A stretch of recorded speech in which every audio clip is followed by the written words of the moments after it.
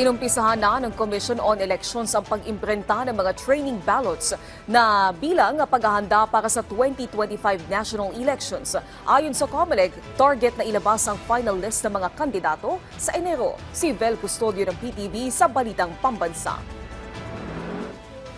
Bilang paghahanda sa nalalapit na 2025 national and local elections, isinasagawa na ang training ng Commission on Elections para sa mga trainers, technical support at electoral board para sa local and overseas voters sa susunod na halalan. Ipinakita na rin ang sample printing process ng mga balota na gagamitin sa training.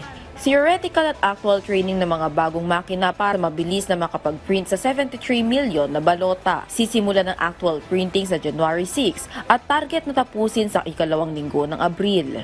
Ang ginawa rin po natin, in-standby din natin ang machines ng National Printing Office para kung sakasakali na hindi ma-accomplish ng dalawang makina yung mismong bilang ng mga balota na atin pong ine-expect on a daily basis, more or less 1.1 million, ay pwede natin gamitin din yung mga makina ng National Printing Office. 4 ang nakaabang na makina ng National Printing Office para umalalay sa 2 bagong makina para sa pag-iimprenta ng balota. 77 days ang projected printing ng balota. 300,000 electoral board members muna ang sinasanay nationwide, pero aabot sa milyon ang sasanayin ng mga guro para mamahala sa presinto sa darating na halalan. Isasama din sa training ang Philippine National Police bilang antabay. Tapos na yung election management system namin.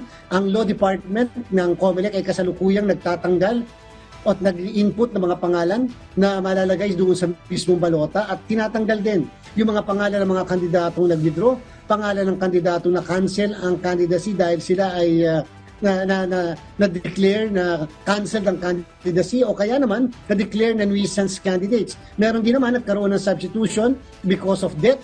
Kinukonsidera na rin ng COMELEC ang substitution sa mga kandidato dahil sa incapacity o pagiging brain dead. Nasa 170 nuisance candidate ang naresolba na ng COMELEC. Ngayong araw inaasang ilalabas ang desisyon sa mga natatanggap ng Commission on Elections para sa motion for reconsideration para malinaw kung sinong mga kandidato ang makikisali sa local at national elections pagdating ng printing sa January 6. Yung senatorial po, last week na pa po na-resolve yun.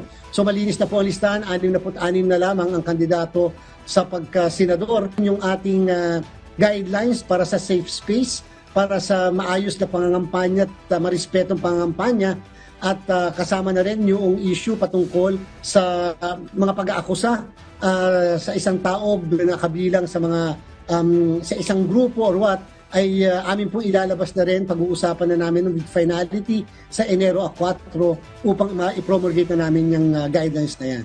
Kabilang sa mga observers ng training at technical testing ng mga makina, ang Parish Pastoral Council for Responsible Voting, National Citizens Movement for Free Elections, Legal Network for Truthful Elections, at Participate PH. Mula sa People's Television Network, Vel Custodio, Balitang Pambansa.